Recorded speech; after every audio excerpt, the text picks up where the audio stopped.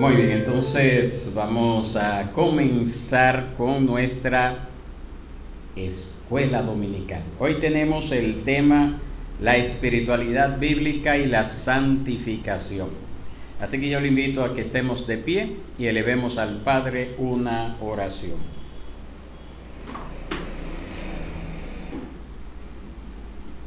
Soberano Dios y Padre, tú que moras en las alturas de los cielos, en esta mañana nosotros alabamos, glorificamos y exaltamos tu nombre. Te damos las gracias, Padre, porque una vez más nos das la oportunidad de estar aquí reunidos para así ser expuestos a tu palabra. Te pedimos, Señor, que tu Espíritu Santo esté obrando en nuestros corazones, para que esa palabra no solamente quede en nuestro intelecto, sino que nos lleve también a ponerla por obra, ponerla por práctica. Reconocemos que esta es una obra gloriosa que solamente tú puedes hacer en nuestros corazones, transformando nuestros corazones de piedra en corazones de carne, para que así podamos responder afirmativamente al llamado que tú nos haces a través de estos estudios. Por esa razón lo ponemos en tus manos. Suplicamos que tú te glorifiques en medio nuestro en este día. En el nombre de Cristo Jesús te lo pedimos. Amén y amén. Pueden sentarse. Muy bien, entonces en las próximas semanas, mínimo 13 semanas, nosotros vamos a estar observando la práctica de una serie de disciplinas espirituales personales. Disciplinas espirituales personales, tales como la ingesta bíblica, la oración, la confesión de pecado, el ayuno, el evangelismo, el servicio y la mayordomía. También consideraremos en cómo podemos cultivar los frutos del Espíritu en nuestras vidas. Eso va a ser en las próximas semanas. Para la clase de hoy, entonces, queremos considerar primero el tema más amplio de lo que es la espiritualidad bíblica. Eso es lo que vamos a hablar hoy, ese tema amplio de la espiritualidad bíblica. Y en segundo lugar, queremos colocar las disciplinas espirituales en una comprensión de la santificación progresiva de un cristiano. Son dos cosas que vamos a ver si el tiempo nos da para que podamos estudiarlo en esta mañana, y si no, entonces el próximo domingo concluiremos con esta sección acerca de la espiritualidad bíblica y la santificación. Vámonos a lo primero, la espiritualidad bíblica. En las últimas décadas, mis hermanos, se ha hablado mucho acerca de la espiritualidad, y eso ha llevado como consecuencia que ese término sea muy flexible. La gente, personas que a menudo se desvinculan de cualquier tipo de religión organizada, se describen a sí mismos como personas espirituales, si tienen algún sentimiento inexplicable. Es decir, yo soy espiritual porque yo siento algo. Y usted ve eso muy común en nuestros tiempos. No, que yo siento esa cosa como que me dijo, y aunque no sean cristianos, y enfatizan mucho eso. Pero hay un autor, un autor llamado D.A. Carson, que él dice que no toda espiritualidad es espiritual. Y tiene verdad cuando él dice eso. No toda espiritualidad es espiritual. Entonces nosotros debemos, por lo tanto, dejar que sean las escrituras quienes determinen qué es la espiritualidad. Que sean las escrituras quien determine qué es la espiritualidad. De lo contrario, la búsqueda de la espiritualidad, entre comillas, puede degenerar en nada más que la búsqueda de ciertos tipos de experiencias, y las disciplinas espirituales pueden llegar a ser simplemente técnicas que nos permitan alcanzar esa experiencia.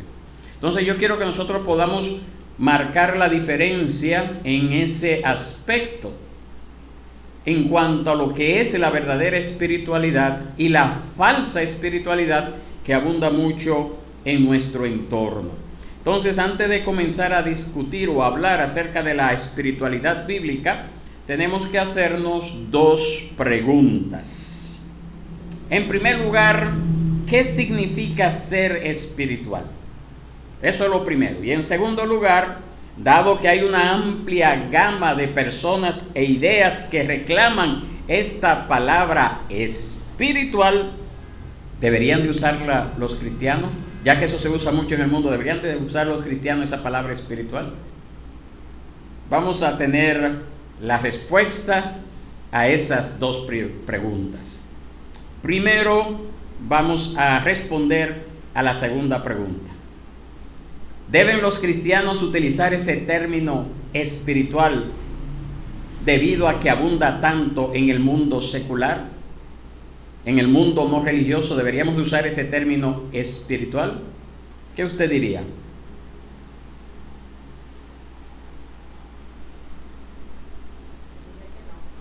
¿Por qué no?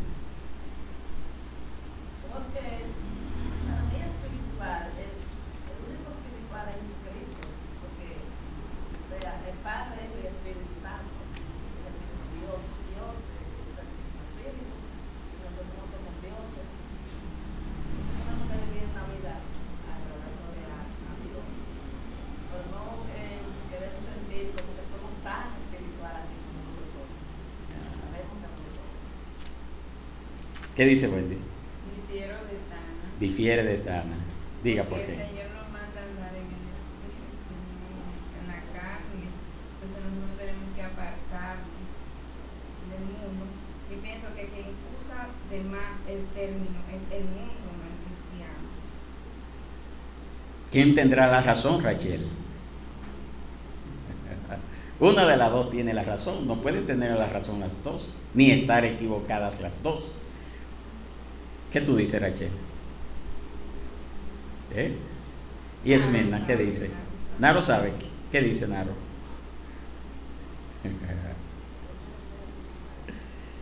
Mis hermanos, la respuesta sencilla es sí. Tenemos que utilizar el término espiritual.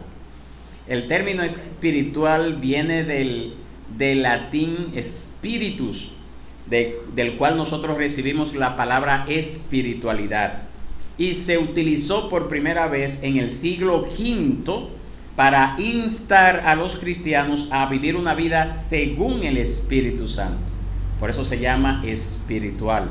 Y por el mismo uso del término en sus orígenes latinos, podemos ver, hay un autor que dice, apellidado Hiking, la verdadera espiritualidad está íntimamente ligada al Espíritu Santo y a su obra.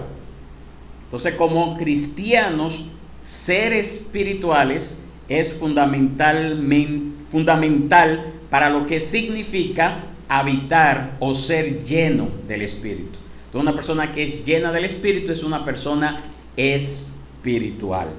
Entonces, ahí surge otra pregunta. ¿Cómo sabremos entonces cómo ser espirituales? ¿Cómo sabremos si yo soy espiritual y si usted es espiritual? Bueno, por eso llamamos a la espiritualidad cristiana espiritualidad bíblica. El término espiritualidad bíblica tiene doble significado. Número uno, se refiere a una espiritualidad que es bíblica, es decir, a una espiritualidad determinada por las Escrituras. La Biblia define la forma y la estructura de la espiritualidad. Tenga eso en cuenta. ¿Quién es que determina lo que es ser espiritual? Las Escrituras, la Biblia. Y número dos, se refiere a una espiritualidad que es impulsada por el contenido bíblico. En otras palabras, la Biblia es también el recurso para la espiritualidad. La Biblia es el recurso para la espiritualidad. Es el instrumento que nosotros utilizamos para medir la espiritualidad. Entonces, eso nos lleva a otra pregunta.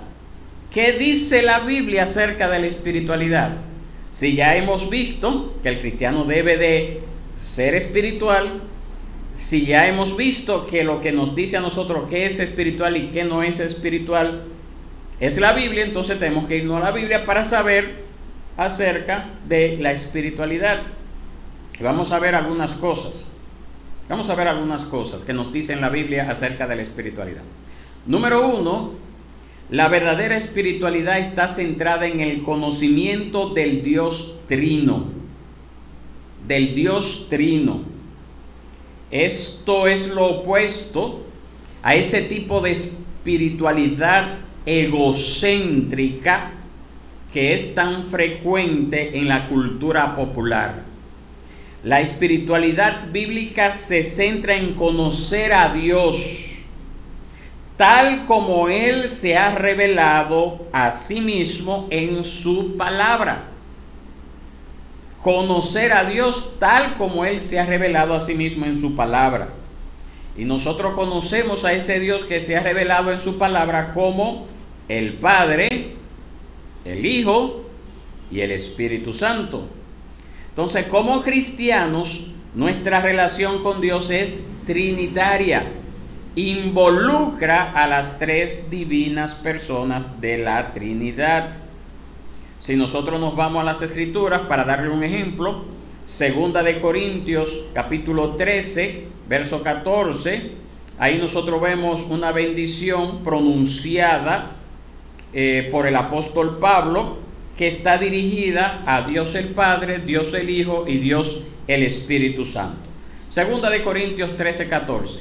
Preste atención como nos dice. Se lo voy a buscar para avanzar.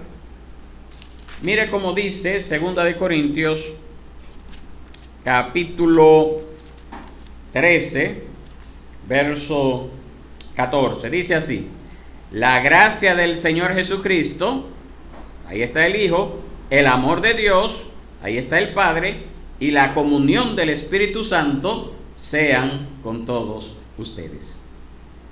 Entonces, ese versículo, 2 de Corintios 13, 14, captura el corazón de la doctrina de la salvación de Pablo. Y ahí nosotros vemos cómo las tres divinas personas están obrando, están participando en lo que es la salvación del ser humano. Entonces, para Pablo, que es el autor de este libro, para encontrar verdaderamente a Dios de una manera significativa, es tratar con Jesucristo el Hijo y con el Espíritu Santo, para encontrar a Dios el Padre. Entonces, la verdadera espiritualidad es trinitaria. Entonces, por esa razón decimos que los testigos de Jehová no son espirituales, porque no creen en la Trinidad.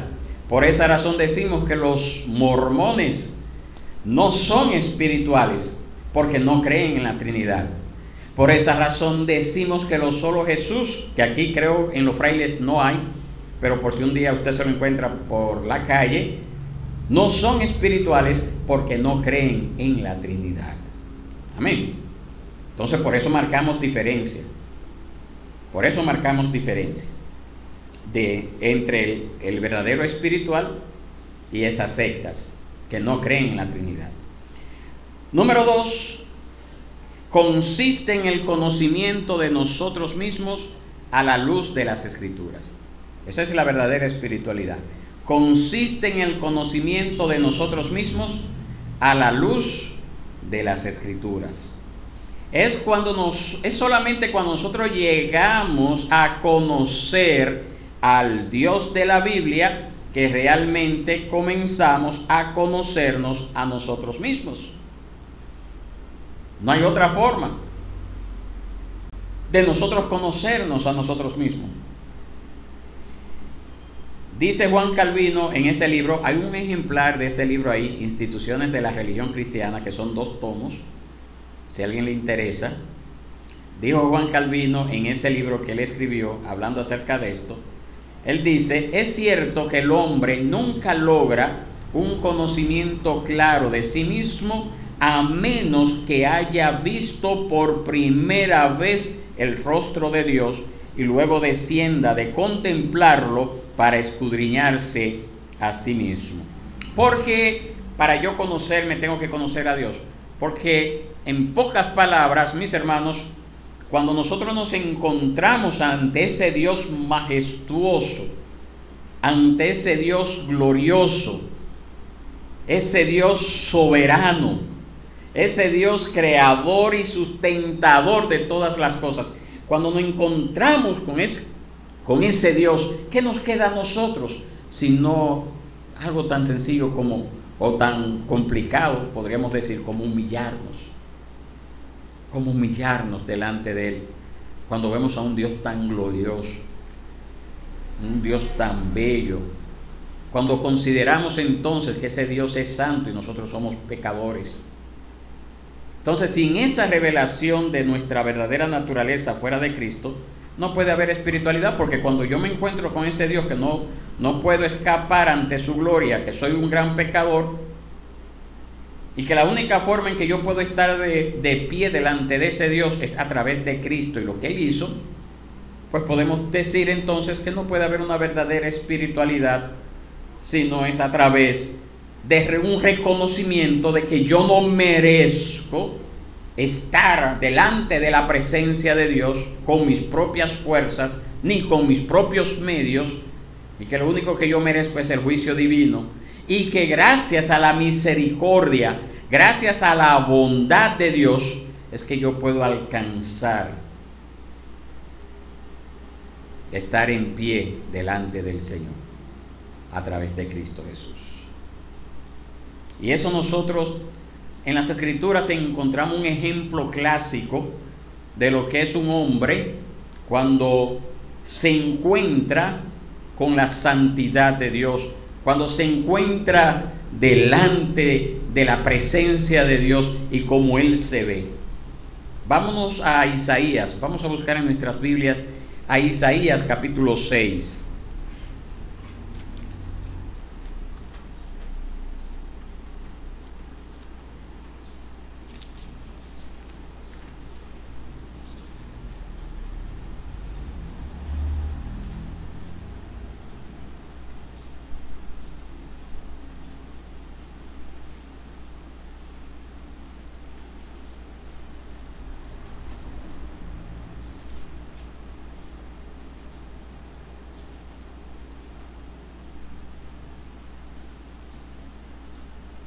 Dice así, vamos a leer desde el verso 1 hasta el verso 5. En el año de la muerte del rey Usías, vi yo al Señor sentado sobre un trono alto y sublime, y la orla de su manto llenaba el templo. Por encima de él había serafines, cada uno tenía 6 alas, con 2 cubrían sus rostros, con 2 cubrían sus pies, y con 2 volaban. Y el uno al otro daba voces diciendo: Santo, Santo, Santo es el Señor de los ejércitos, llena está toda la tierra de su gloria. Y se estremecieron los cimientos de los umbrales a la voz del que clamaba, y la casa se llenó de humo. Entonces dije: ¡ay de mí! Mire el asunto. ¡Ay de mí!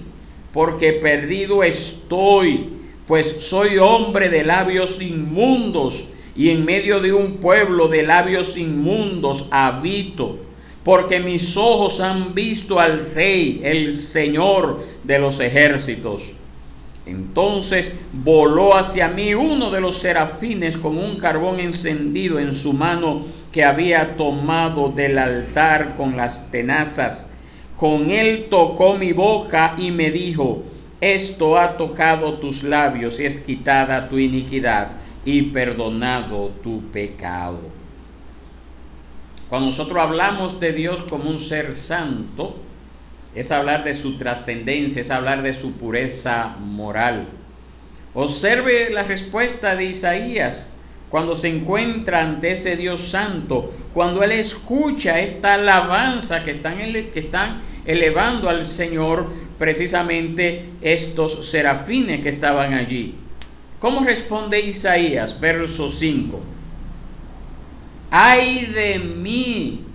Porque perdido estoy, pues soy hombre de labios inmundos, y en medio de un pueblo de labios inmundos habito, porque mis ojos han visto al Rey, el Señor de los ejércitos.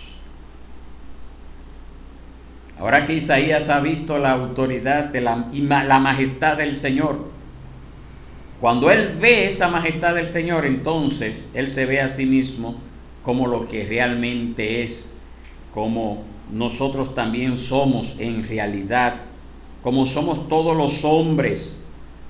Todos nosotros somos creados a imagen de Dios para glorificarlo, pero todos nosotros nos hemos rebelado contra nuestro Creador y hemos faltado a su gloria. Entonces, aparte de Cristo, todos estamos espiritualmente muertos en nuestras ofensas y en nuestros pecados. Todos estamos así si no estamos en Cristo. Todos estamos así. Y entonces eso nos lleva al tercer punto. La espiritualidad bíblica es cristocéntrica. Cristocéntrica, ¿qué quiere decir eso? Está centrada en Cristo. Cuando nosotros nos vemos a la luz de la santidad de Dios, comprendemos nuestra necesidad de un Salvador, alguien que venga a nuestro auxilio. La Biblia, la palabra de Dios, da testimonio de este Salvador en pasajes como Efesios, capítulo 1, verso 3 al 14. Las tres personas de la deidad se mencionan en ese pasaje bíblico, pero hay un enfoque particular en la centralidad de Cristo en el plan del Padre, precisamente en los versos 9 y 10. Así que yo le invito a que usted lea Efesios 1, 3 al 14. Que usted lo lea, que usted lo considere, que usted lo analice acerca de cómo es ese plan que el Señor ha establecido a través de Cristo Jesús, nuestro Salvador. Pero esa centralidad bíblica de Cristo la encontramos en el resto del Nuevo Testamento. Los evangelios revelan quién es Jesús, lo que Él vino a hacer. Jesús es declarado la fuente de todo conocimiento y sabiduría en Colosenses capítulo 2, verso 3. El único que sostiene cada partícula del universo y cada fibra de nuestro ser. Colosenses 1, 16 y 17. Hebreos 1, 3. Él es establecido como la razón principal para vivir. Segunda de Corintios 5, 9. Cristo es el resplandor de la gloria de Dios y la expresión exacta de su naturaleza. Hebreos 1, 3. El nombre de Jesús es supremo, porque no hay otro nombre por el cual los pecadores puedan ser salvos. Eso nos lo dice Hechos 4, 12. No hay otro medio para ser salvo. Cristo merece recibir poder y riquezas y sabiduría y fortaleza y honor y gloria y bendición. Apocalipsis 5:12 nos habla acerca de eso. Entonces la espiritualidad bíblica es cristocéntrica. Número 4, la espiritualidad bíblica está centrada en el Evangelio. ¿Cómo podemos los pecadores como nosotros acercarnos a un Dios perfectamente santo? ¿Cómo podemos hacerlo? Si todavía estamos en nuestros pecados, la presencia de Dios nos aterrorizará antes que estimularnos. Por eso la gente todavía tiene miedo a morirse, porque sabe que después de esta tierra hay un juicio, aunque no lo reconozca con su labio. Y saben que no están preparados para ese día. Isaías entendió eso, que era imposible estar delante de la presencia del Señor por sus propias fuerzas. Por esa razón Isaías dijo: ay de mí. Ay de mí. Porque nuestros pecados nos han separado de Dios. Y nos han separado de Dios porque Dios es santo. Porque Él es recto, porque Él es justo. Porque Él no puede dejar que el pecado siga impune. Él tiene que castigar, y lo hace, el pecado, al pecador. Por lo tanto, la ira de Dios todavía sigue sobre los que continúan en esa rebelión en contra de Él. El castigo de Dios a causa de nuestras rebeliones es justo. Y la Biblia nos dice en Efesios capítulo 2 verso 3 que nosotros fuimos en un tiempo hijos de ira como los demás, rebeldes contra Dios. Mientras todavía estábamos en nuestros pecados, estábamos alejados, estábamos ¿cómo se dice? Alejados de Dios. Estábamos en enemistad en contra de Dios mientras estábamos en nuestros pecados.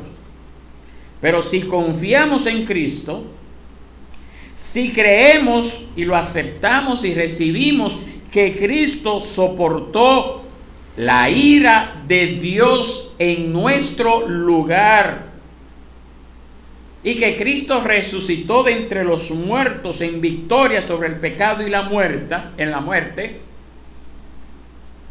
entonces nosotros podemos ser perdonados y reconciliados con Dios a través de Cristo. Ese es el Evangelio. Y eso es lo que mucha gente no entiende. Y muchos cristianos todavía no entienden. Piensan como que la salvación es algo que yo me gano por hacer buenas obras. Y no es así.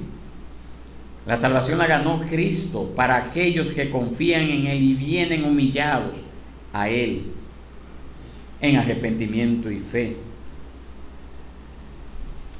Entonces, ¿qué significa eso para la espiritualidad bíblica? Precisamente significa que no hay otra manera de conocer a Dios espiritualmente y de adorarle, sino por Cristo y por Él crucificado. No hay otra forma. No podemos dejar de centrarnos en la cruz. El acceso a Dios es mediante Cristo, lo que Él hizo, cómo lo hizo, cómo lo vivió. Y luego que nosotros entendemos esto, y luego que recibimos esto, como personas que no merecemos nada, como personas que hemos contemplado nuestra naturaleza pecaminosa y reconocemos que no podemos estar delante de la presencia de Dios, cuando reconocemos esto, entonces solamente así podemos acercarnos a Él mediante la oración, la adoración y la comunión. Solamente cuando aceptamos esto. La única oración que puede hacer un inconverso es pidiendo al Señor que tenga misericordia, como oró Isaías cuando se encontró delante de la presencia de Dios. Es la única oración. Es la que debe de hacer antes de poder tener otras facilidades para acercarse a Dios. Amén. Entonces, nuestro enfoque como cristianos debe de ser lo que Cristo hizo, Cristo crucificado, Cristo muerto por nuestros pecados, Cristo ocupando nuestro lugar, Cristo viviendo la vida que yo no puedo vivir, para que así entonces, al acercarme a Dios, lo pueda hacer en base a los méritos de Cristo y no en mis propios méritos. ¿Por cuál número vamos? ¿Vamos a las 5 ahora? Número 5. La espiritualidad bíblica es la espiritualidad de la palabra. Es especialmente importante que hagamos hincapié en este punto, porque nosotros vivimos en una época en la que comúnmente se asume que la espiritualidad funciona, entre comillas, a un nivel más profundo que las palabras. Y la Biblia se deja atrás, a un lado, en favor de los sueños, en favor de los sentimientos, en favor de las experiencias estáticas. La Biblia, sin embargo, atestigua ella misma su propia autoría divina, su autoridad y su suficiencia. ¿Qué queremos decir con la suficiencia de las Escrituras? ¿Qué usted podría entender? Cuando decimos nosotros creemos en la suficiencia de las Escrituras, ¿qué usted podría entender? Ya todo fue revelado ahí, que no tenemos que buscar por otro lado, sino en las palabras. Amén.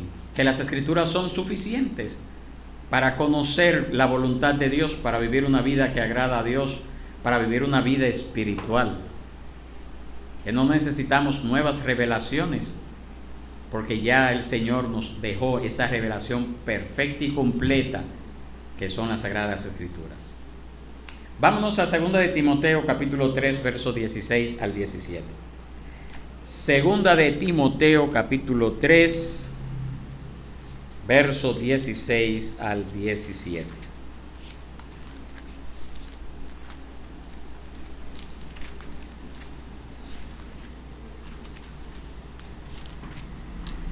Dice así la palabra de Dios.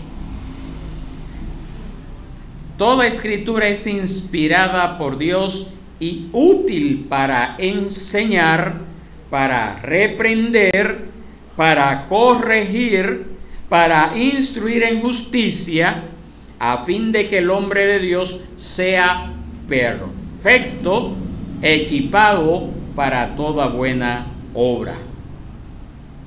Toda la escritura es inspirada por Dios y es útil para enseñar, para reprender, para corregir, para instruir en justicia, a fin de que el hombre de Dios sea ¿qué cosa?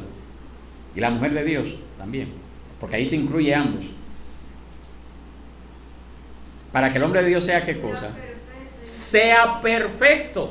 Esa es la meta, ¿verdad? No es que lo vamos a hacer mañana, ya yo soy perfecto. Pero esa es la meta, tenemos que trabajar con esa meta, llegar a la perfección.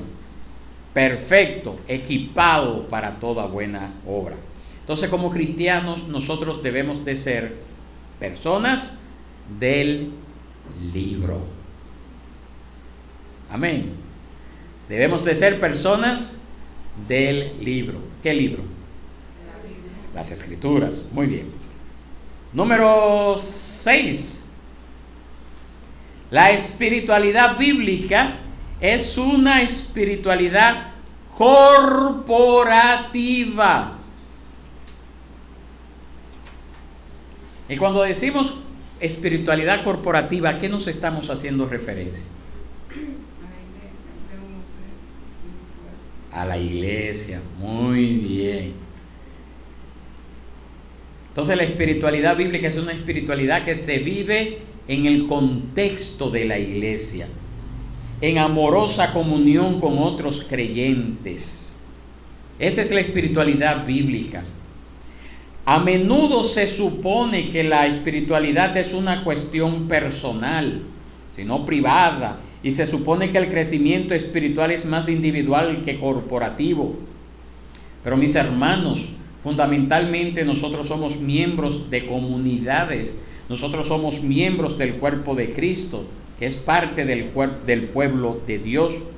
Y esto nos afecta más de lo que nos damos cuenta por las comunidades a las que nosotros pertenecemos. En otras palabras, aunque se trata de una clase sobre las disciplinas espirituales de manera individual, debemos de entender y debemos de tener cuidado de no desatender la naturaleza corporativa de la vida cristiana. Las disciplinas espirituales personales complementan nuestra vida juntos como iglesia. Porque cuando hablamos de la oración, más adelante, es algo que usted hace de manera individual, pero que también va a afectar a esa comunidad de fe a la cual usted pertenece. Cuando hablamos acerca de la ingesta bíblica, es decir, de comer, ser saludable porque comemos, y no estamos hablando físicamente, sino espiritualmente. Cuando hablamos de la ingesta bíblica, esa ingesta bíblica, ese alimento que usted toma, tiene que afectar positivamente a la comunidad de fe a la que usted forma parte. No somos seres aislados, somos llamados a formar parte y a bendecir la vida de esos hermanos que forman parte de esa comunidad de fe que llamamos la iglesia. Entonces, nunca hacemos las cosas solo para mi propio beneficio. Hago las cosas solo para el beneficio de la comunidad de fe. Amén. Es importante entender eso, porque muchas veces se han mal enseñado eso en muchas iglesias. Y se enseña de que no, que tú seas espiritual, vete para el monte y ora. Está bien, ora para allá, ayuna, haz lo que tú quieras tú solo. Pero cuando tú bajes del monte, tú tienes que bendecir a esa comunidad de fe de alguna forma, ya sea por tu ejemplo, ya sea por tus enseñanzas, ya sea por tus consejos. Tú tienes que bendecir a esa familia de fe que es la iglesia. De hecho, mis hermanos, todas las disciplinas espirituales tienen un elemento corporativo significativo. Nuestra ingesta bíblica no solo nos nutre, sino que también nos equipa para aconsejar y edificar a otros. Acuérdese que si usted come y no hace ejercicio, ¿qué pasa? Dígame usted, Wendy. Hay que hacer ejercicio. Pero así mismo espiritualmente hablando, no es solamente usted recibir. Eso que usted recibe, ¿cómo usted lo va a multiplicar? ¿Cómo usted lo va a poner en la práctica? ¿Cómo usted lo va a ejercitar? Entonces, la ingesta bíblica nos equipa para aconsejar y para edificar a otros. También debe de haber un componente de intercesión cuando nosotros oramos. No podemos pasarnos la vida orando por nuestros problemas. Hay que orar por nuestros problemas, claro que sí, pero no se pase la vida orando por su situación. Por eso es que quizá Dios no le da respuesta, probablemente porque usted se enfoca tanto en usted que su oración se convierte en algo egocéntrico, centrado en usted. Tome tiempo para orar por la iglesia, tome tiempo para reunirse como iglesia a orar por las necesidades del cuerpo de Cristo. Traiga también sus peticiones delante del Señor en el conjunto de la iglesia. Es necesario eso también para que otros se unan a orar. Entonces no solamente oramos por nuestras necesidades, sino también por las necesidades de otros. Cuando confesamos nuestros pecados, no solamente confesamos nuestros pecados, sino también confesamos los pecados de la iglesia. Eso lo vemos también cuando el pueblo se humillaba en el Antiguo Testamento, cuando Dios llamaba al arrepentimiento. Esas oraciones que usted ve en el Antiguo Testamento generalmente involucra al profeta que está orando. Nosotros hemos pecado, nosotros hemos hecho esto, pero el profeta directamente no lo había hecho, pero él se incluye en ese grupo de personas que están confesando sus pecados. La práctica del evangelismo, la mayordomía, el servicio cristiano debe de llevarse a cabo en el contexto de esa asociación que usted debe de tener con otros hermanos. Claro, hay personas que se le hace difícil, siempre tienen una excusa para no salir, pero yo estoy seguro que va a aparecer alguien que le va a acompañar en ese trabajo, en ese esfuerzo de evangelizar, de hacer las visitaciones, de hacer ese trabajo social. El fruto del Espíritu no puede cultivarse fuera de otros creyentes. Amor, gozo, paz, paciencia, benignidad, bondad, fe, mansedumbre, templanza. ¿Cómo yo puedo manifestar eso? Esa es la única forma de yo manifestarlo en contexto de una comunidad de fe. Comienza por mis hermanos en la fe, claro, y se va extendiendo hacia afuera. pero tengo que manifestar ese fruto del Espíritu en el contexto de un grupo de personas. ¿Cómo yo demuestro amor?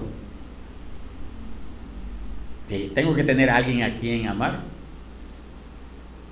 Entonces, siempre, debe de haber en nosotros esa disposición a entender que la práctica de las disciplinas espirituales nunca lo hacemos de manera individual, sino que lo hacemos de manera corporativa. Mire lo que dice Efesios capítulo 4, verso 11 al 13. ¿Puede buscarlo, por favor? Tómese un tiempo, búsquelo, anótelo si no alcanza a encontrarlo. Página 1203 en nuestras Biblias, Nueva Biblia de las Américas. Efesios 4, 11 al 13.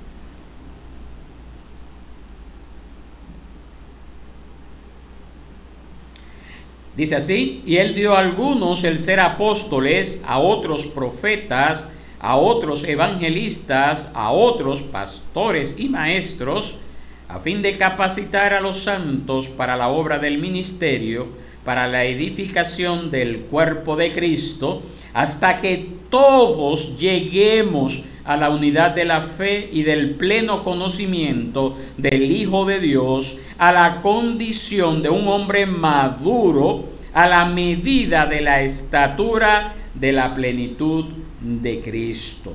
Mire cómo dice eso, mis hermanos. Él nos ha dado todos estos dones, ministerios, para que sirvan con ese propósito de capacitar a los santos para la obra del ministerio, para la edificación del cuerpo.